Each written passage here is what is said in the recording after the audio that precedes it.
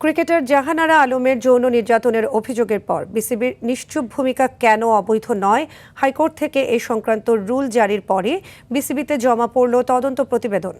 Bangladesh cricket board থেকে জানানো হয়, গেল 31 জানুয়ারি শেষ হয় তদন্ত কার্যক্রম। তদন্ত কমিটির প্রধান তারিকুল হাকিম প্রতিবেদনে তুলে দেন বোর্ড সভাপতি আমিনুল ইসলাম বুলবুলের হাতে। উপস্থিত ছিলেন কমিটির সদস্য ব্যারিস্টার মোহাম্মদ মুস্তাফিজুর রহমান, ব্যারিস্টার সরওয়াত সিরাজ শুক্লা ও বিসিবি পরিচালক রুবাবা দৌলা মতিন। প্রতিবেদনটি এখন বোর্ডের অভ্যন্তরীণ প্রক্রিয়ার আওতায় পর্যালোচনা করা হবে এবং পরবর্তী করণীয় নির্ধারণে প্রয়োজনীয় সিদ্ধান্ত নেওয়া হবে। গেল নভেম্বরে ক্রিকেটার জাহানারা গণমাধ্যমে দেয়া এক সাক্ষাৎকারে অভিযোগ করেন, 2022 সালে নারী বিশ্বকাপ চলাকালীন সময়ে নির্বাচক ও ম্যানেজারের দায়িত্বে থাকা মঞ্জুরুল ইসলাম জাহানারা ও তার একাধিক সতীর্থের সঙ্গে অশালীন আচরণ করেন।